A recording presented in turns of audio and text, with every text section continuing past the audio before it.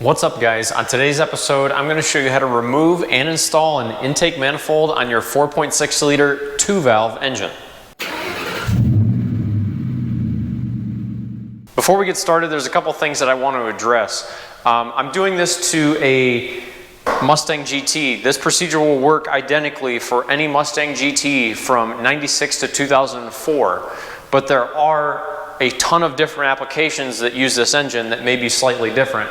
For example, like a Crown Vic, Lincoln Town Car, or Grand Marquis is basically the identical procedure. The only thing that's different between the two engines is instead of the plenum facing the passenger side, the intake tube being on the passenger side, on a Grand Marquis, Town Car, or Crown Vic, the plenum faces the opposite direction and it sucks air in from the driver's side. So the air intake tube's on the driver's side.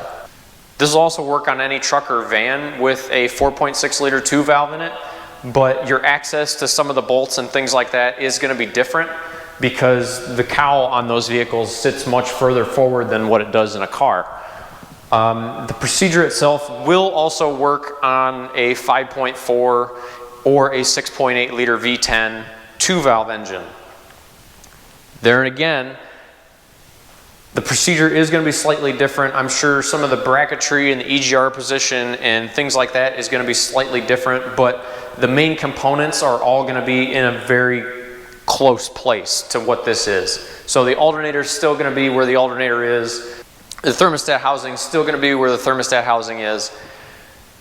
So it's a very, very similar procedure for a 5.4 or a 6.8 V10. It's just the V10 has 2 more cylinders.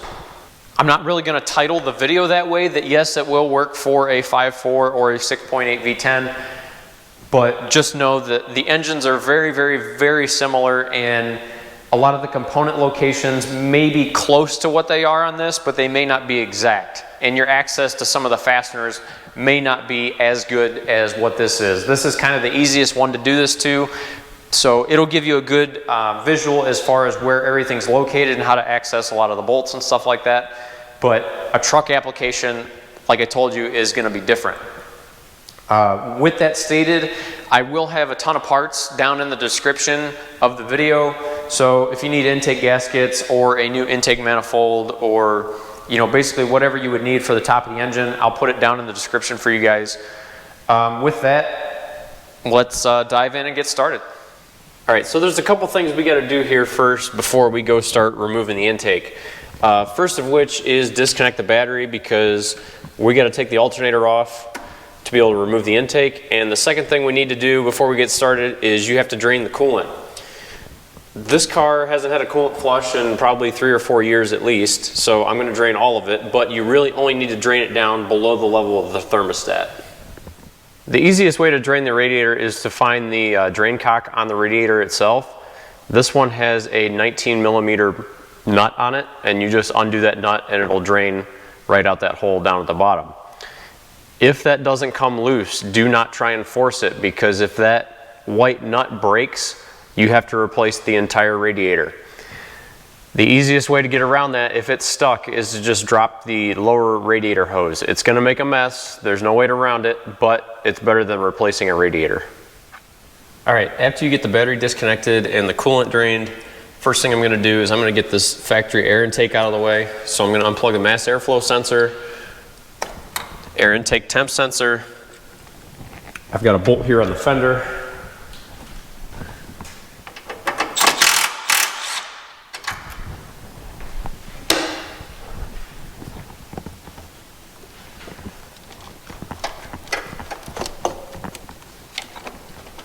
I've got a couple tubes, one for the crankcase vent. This one goes to the idle air control motor.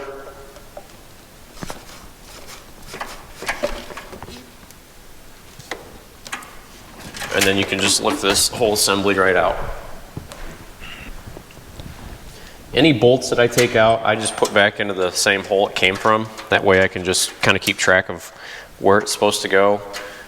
Some people use Ziploc bags. Use whatever works for you, but that's the way I do it. Alright, so now I'm going to disconnect all the injectors, all the coils from this side, all the connections on the throttle body, the idle air control motor, all that stuff. So coolant temp sensor, injectors, coils,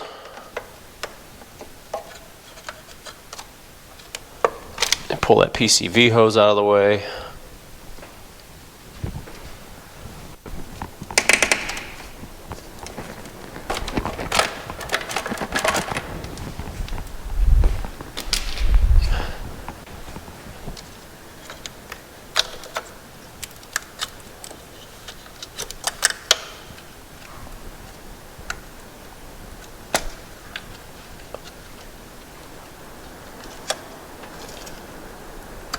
If you guys are doing this on a truck, these rear cylinders are kind of buried underneath the cowl, but they unclip and work just the same.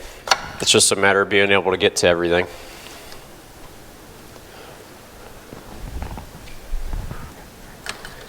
If you guys have to label some of this stuff as far as where it's supposed to go ahead and do it. But these wiring harnesses kind of have a lot of what's called wire memory, where the wire has been in the same spot for so long that it kind of lines up with where it's supposed to go. So the only way you can really get this backwards is like this one, for instance. You could take injector number 1, and as you can see, it won't even reach injector number 2. So it's pretty hard to get this screwed up once the wiring harness is in place. The throttle cable, open the throttle with your finger, pull some slack on the throttle cable, and then this pin just sits in here like this. So you're going to rotate the pin and then pull it out. Depending on what vintage of engine you're working on, you may not have a throttle cable at all. It may just be an electrical plug for drive-by-wire. So it's going to depend on what you own as far as what the connection is going to be. Last thing I'm going to do on this side, hopefully we'll see, is disconnect the fuel line from the fuel rail. Now, kind of like the throttle body, you may have a pressure and a return, or in the case of this vehicle, it is a returnless system, so you only have a pressure line and that's it. So you may have one line to connect, you may have 2 lines to disconnect, just depends on what you have. If you guys don't already have one, this is the only special tool that you need for this job. It is a fuel line disconnect tool. I'll put a link down in the description for them if you guys don't already have it. So what you're going to do is you take the tool, clip it on the line like so, push in on the tool. Once the tool's pushed in,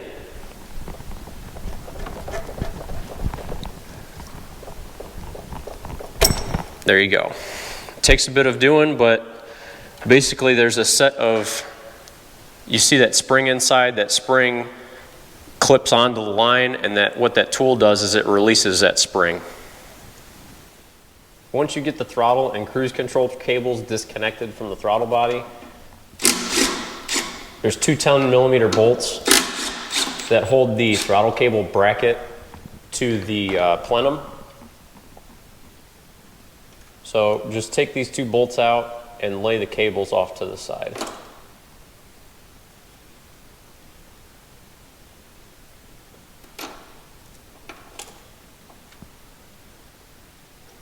Looks as though I'm going to have to disconnect the spring as well.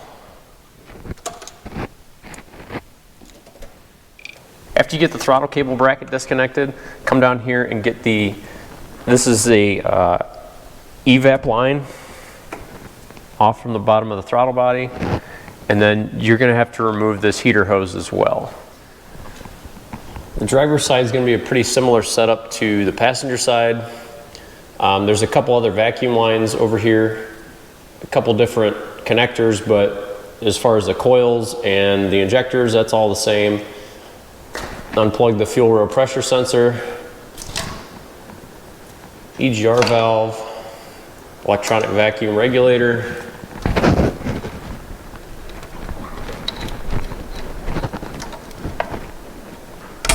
undo the vacuum line from the electronic vacuum regulator,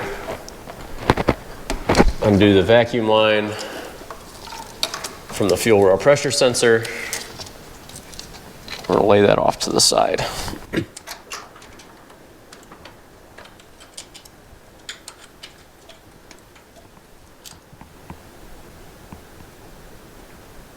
unplug the air control motor, and then you're going to undo this vacuum source on the throttle body. And you're just going to take these vacuum lines and lay them over here off to the side. Pull the upper radiator hose.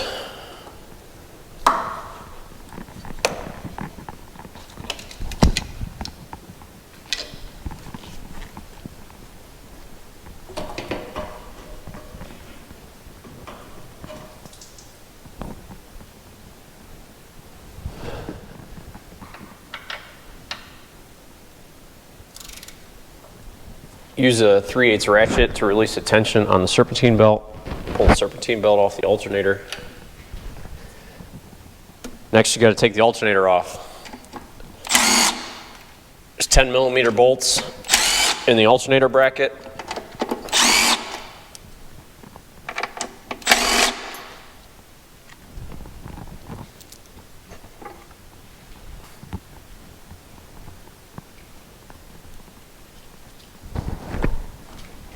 There's a 10mm connection for the alternator. And finally, there's a plug on the alternator itself.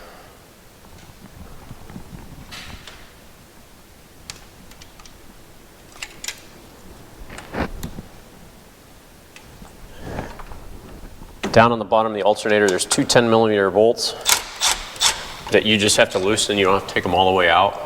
There's two ears that the alternator just sits on those bolts.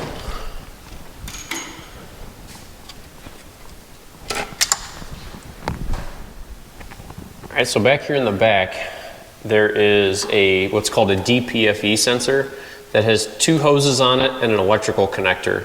The hoses are two different sizes, so you can't get those backward. It's just, depending on what you're working on, it may be a royal pain to try and get at. So there's a couple wiring harness clips in the back that hold the harness to the intake manifold. And the only way to really get to them is to pull the bracket for the electronic vacuum regulator and the DPFE sensor. So that's just two 10mm bolts because everything else on those sensors is already disconnected.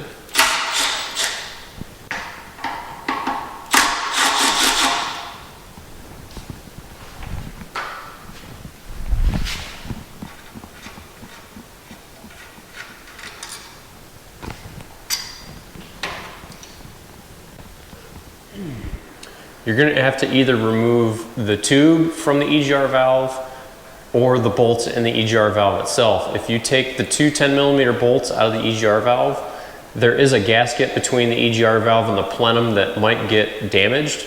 So if you can, try to remove it from the tube. But the tubes, I'm going to tell you right now, are usually very, very rusty, and they're usually a pain to try and remove. So depending on what your situation is what you're going to have to remove. With mine, I know I can break the tube loose, so that's what I'm going to do. The tube is 27mm, and the bolts in the EGR valve are 10mm.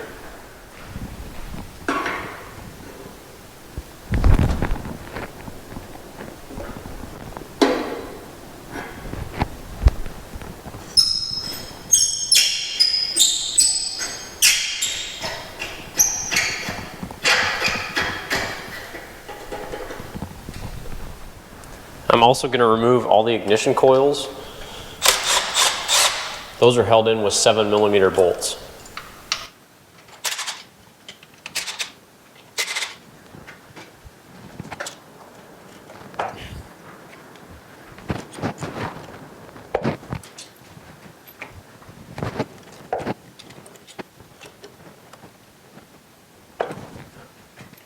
So it's at this point you're about to start actually unbolting the manifold. Hopefully I have everything disconnected, but we'll see.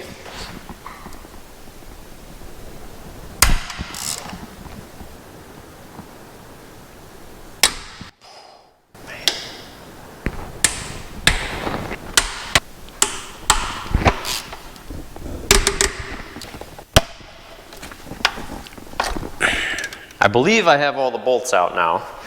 So try and give this thing a yank and hopefully it plays nice.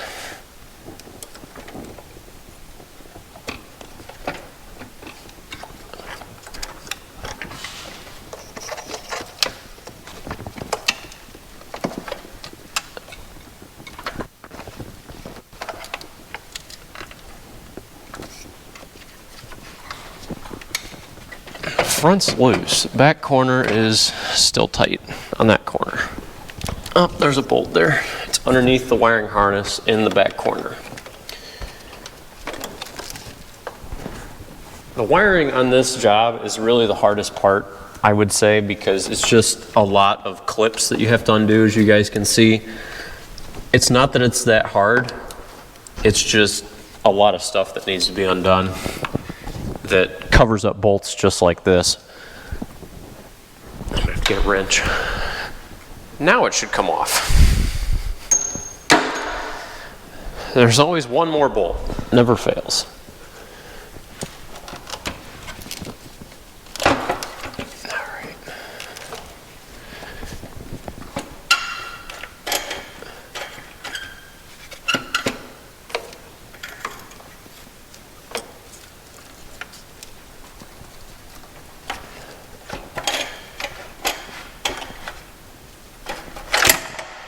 Go. This EGR tube is going to have to get bent a little bit.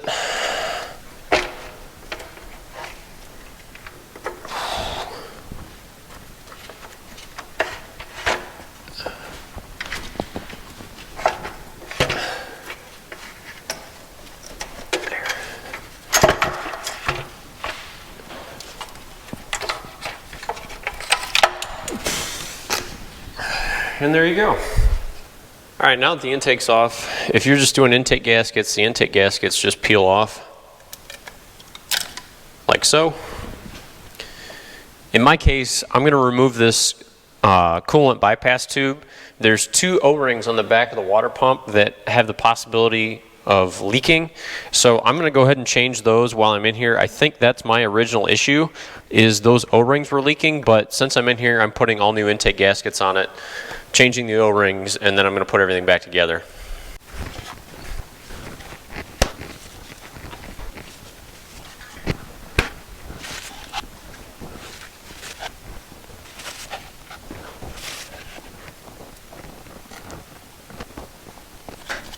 All right, so I'm just taking some paper towels here and shoving them down the intake ports. Use rags or tape or whatever you have to cover the intake ports up, just to keep the dirt and debris out of the engine while you work on the intake itself. After I get that done, what I'm doing is I'm just taking a razor blade and just cleaning off the top of the intake ports, getting all the dirt and crud and all that stuff off of there, so I have a nice flat surface for those new gaskets to mate up with. All right, so now that I got everything all cleaned up, what I'm going to do is I'm going to remove this coolant crossover pipe. It's attached back here at the heater core with a quick connect fitting, and then there's a bracket back here that is onto the block. It has a 13mm nut on it, and then this end that attaches to the water pump just slides over a nipple on the water pump. That nipple has 2 O-rings on it. I'm going to replace those O-rings while I'm here because there's no way to remove this pipe with the intake on the car. All right, so what feels like an eternity later, the stud came out of the block. Once the stud comes out of the block, you can then take this hose and push it back toward the firewall, and it should go back far enough that it will come off the nipple on the water pump. All right, so if you're replacing your intake manifold, there's a couple things you're going to have to do. You're going to have to transfer over your plenum onto the new manifold, and you're also going to have to transfer over the fuel rails onto the new manifold. So the plenum is just held on by a few 8mm fasteners.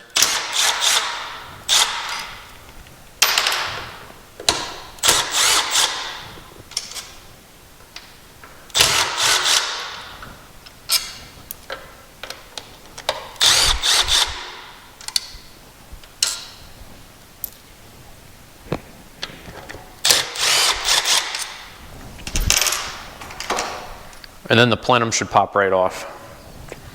Now you're going to have a gasket underneath the plenum. I have a new gasket that came with my intake gaskets, so I'm going to go ahead and put a new gasket in while I'm here.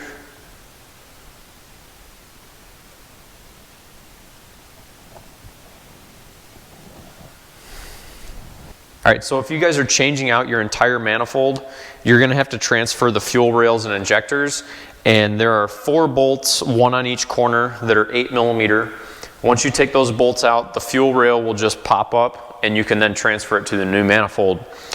Something you want to be mindful of when you pull the rail off the manifold, on the bottom of the injectors there are O-rings. If those O-rings are cracked, replace them. You'll end up with vacuum leaks and weird drivability issues and stuff like that. So just while you're there, give them a good visual, but I would recommend replacing them if there's any question at all. All right, so while you have the manifold off the car, make sure you give the manifold a good once over for cracks and stuff like that. The coolant crossovers right on the front of these manifolds are super common to have leaks. The newer versions of the manifold actually have aluminum crossovers on them. This, as you can see, is the older style with the plastic crossover. The plastic crossovers are super common for leaking, so much so that Ford actually had a class action lawsuit filed against them back in the day over these manifolds. So while we're talking about the coolant crossovers, if you guys are working on a truck, the truck intake has an aluminum crossover on it that is actually bolted to the plastic. There's 3 bolts on each side, I believe they're 8mm, that hold the crossover itself to the plastic intake. There's an O-ring seal between where the aluminum crossover meets the plastic on both sides. So the only way you can ever change those O-rings is by removing the intake manifold. So make sure you do it while you're here, because once again, it's a super common for these things to leak and you can't replace it without removing the manifold anyway. All right, so once you get all that stuff taken care of, you're gonna go ahead and bolt your plenum back on.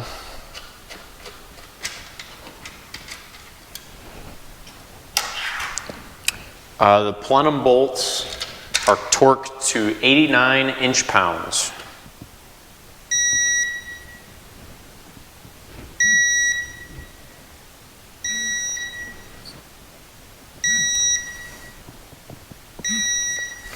All right, so after all that, we're finally going to start putting stuff back together.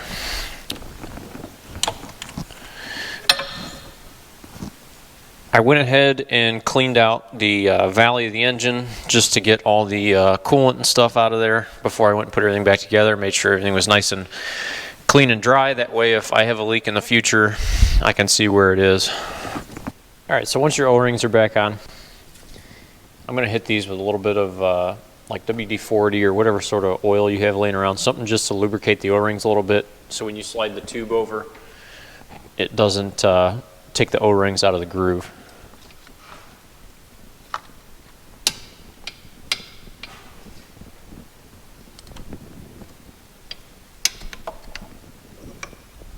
So once you get the tube in place, go ahead and put the stud back into the back of the block, or actually I should say the cylinder head to hold the tube onto the back of the water pump.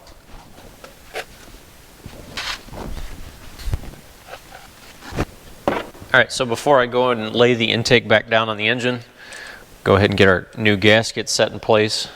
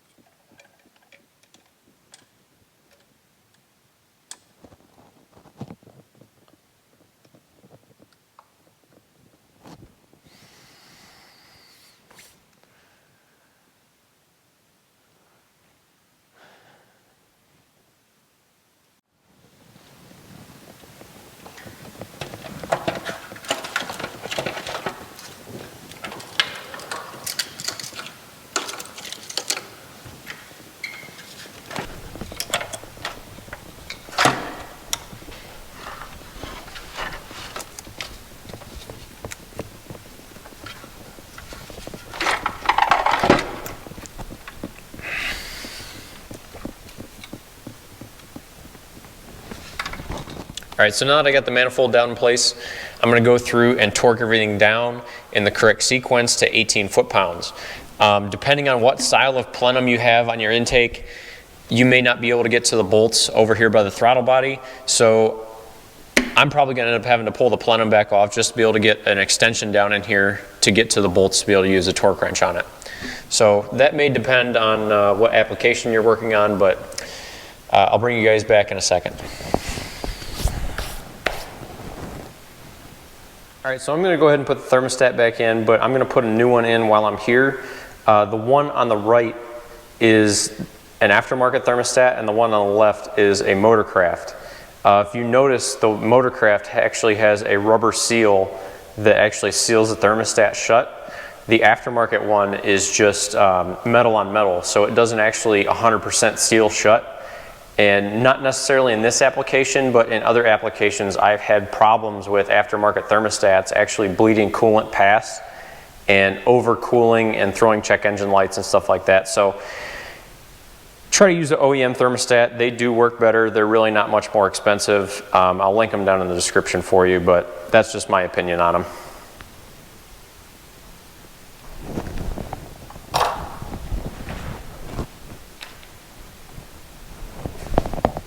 I got a fresh O-ring for the thermostat housing.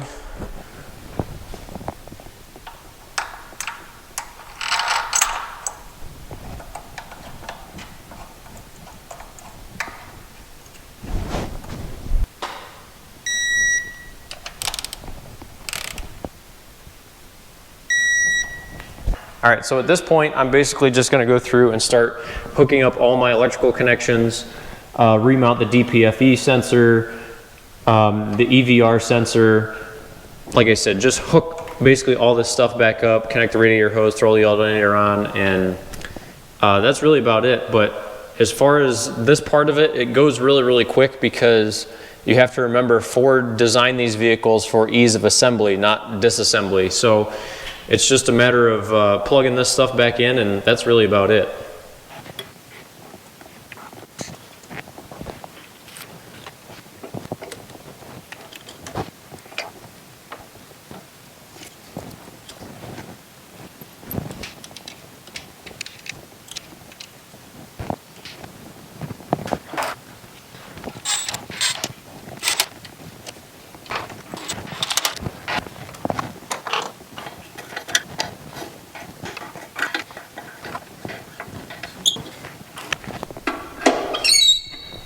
Oh, that's a terrible sound. So I'm gonna go ahead, get the EGR tube reinstalled. After that, I'm gonna put the bracket back on for the DPFE sensor and the EVR.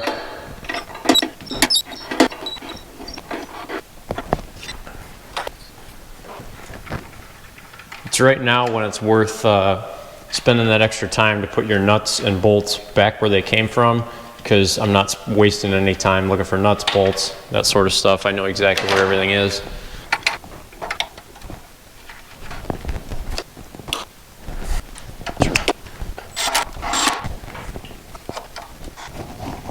All right, so the hoses that connect to the DPFE sensor back here in the back, the hoses are two different sizes, so you really can't get them backward, but because of where this thing is, it's just kind of a pain to figure out which one goes where.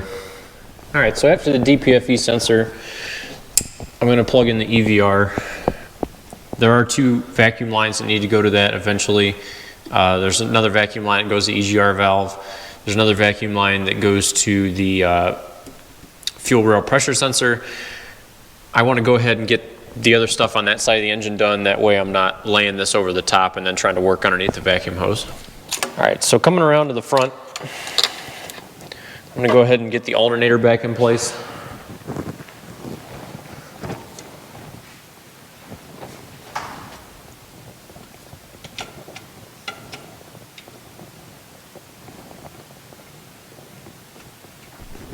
Plug the alternator back in, get the power wire plugged back in.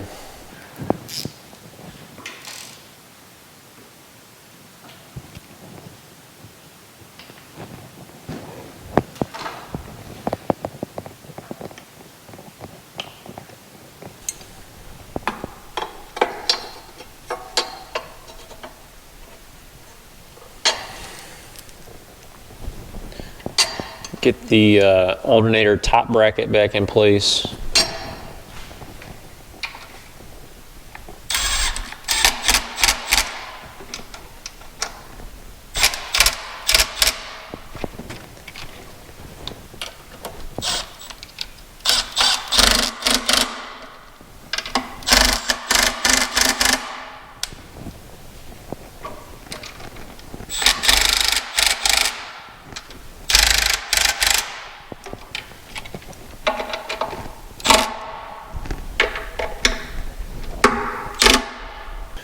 With the alternator in place, we can go ahead and put the radiator hose in place.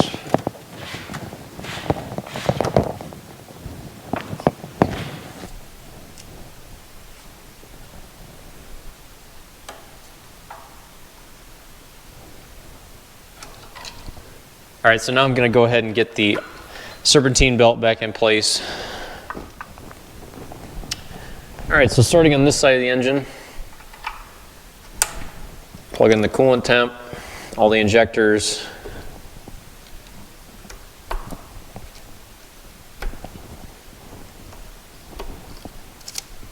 Put all the coils back in.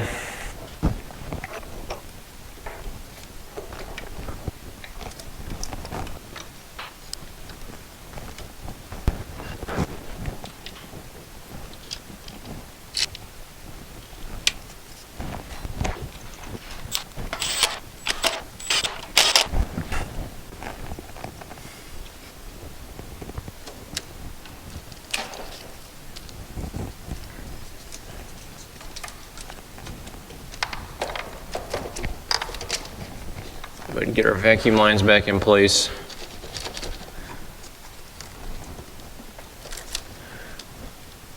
Clip over here, corner, that sits in. Plug in a throttle position sensor, idle air control motor. So this line here in the back is the evap purge line coming from the charcoal canister, and as you guys can see, it's in pretty rough shape. This is the kind of stuff that you want to be mindful of when you're doing this. I'm going to have to come back in here and replace this line. It drops down into the inner fender. I'm probably going to have to take the inner fender well out of it and replace that piece of hose. But for now, it's going to go back together the way it is just to get this thing running.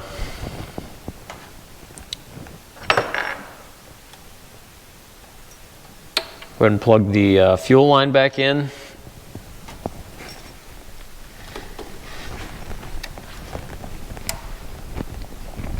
You want to make sure that fuel line seats all the way. So pull back on it a little bit because let's face it, if this fuel line comes off while you're driving down the road, the car's going to catch on fire, and well, that's a bad day.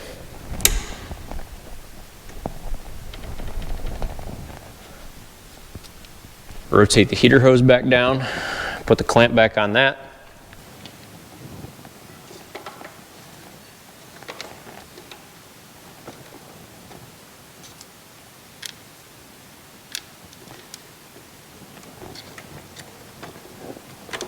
My PCV hose back in place.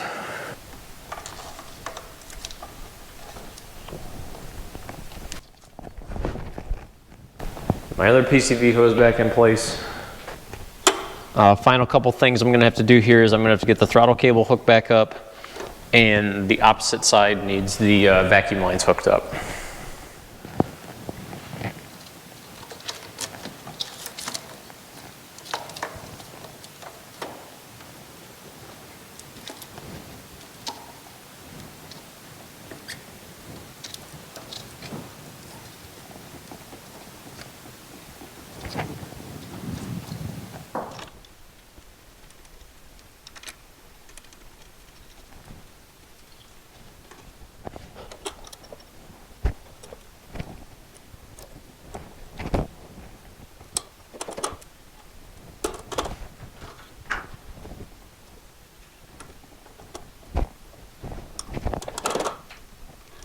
So the last thing I'm going to do before I fill it up with coolant and fire it up is I'm going to put the air intake tube back on.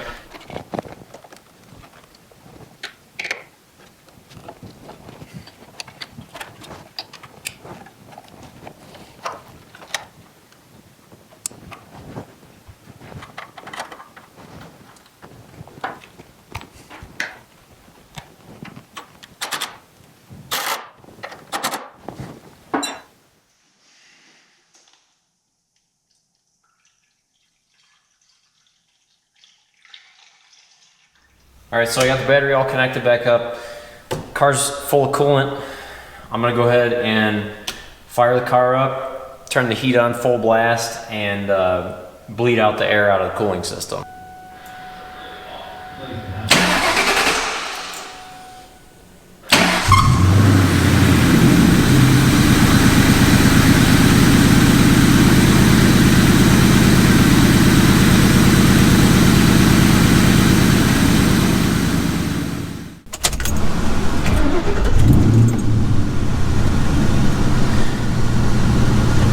Alright, so I let the car sit in the garage and run for at least probably 20 minutes.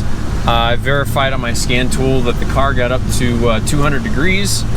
So I'm going to take it out and go for a ride just around the block real quick and make sure everything's alright. I took a gallon of water with me just in case this thing doesn't have all the air bled out of the cooling system. But for the most part, guys, this job really isn't that hard. Probably the hardest part about the whole thing is just dealing with the wiring. It's not that it's that hard, it's just there's a lot of connectors you got to take apart. There's a lot of clips you got to undo. It's just kind of the nature of doing one of these. If you're doing a much older version of this engine, they have all aluminum intakes on them, meaning the whole thing is aluminum. I think it's like pre-96, so anything 91 to 95. They're mostly in town cars, Crown Vics, Grand Marquis, Thunderbirds. I think those are about the only things that had those in that vintage. But the main engine wiring harness actually goes completely over top of the intake. It drapes along the whole thing, and you got to take about 3/4 of the engine harness off to be able to change the intake gaskets out to be able to get the intake off. So how long can you expect this to take? I would guesstimate between 4 and 6 hours. That's going to depend on your skill level, obviously. The condition of the vehicle. If you're dealing with a bunch of rusted up fasteners, that's going to change things. So I would say at least anticipate to spend most of the day doing this, especially if you're going to take, you know, a decent amount of breaks or whatever. But like I told you, it's really not that hard of a job. It's pretty straightforward. It's just nuts and bolts and dealing with some wiring, basically, when it comes right down to it. With that, if you guys like the video, as always, hit like. If you want to see more content, hit subscribe. Thanks for watching, guys.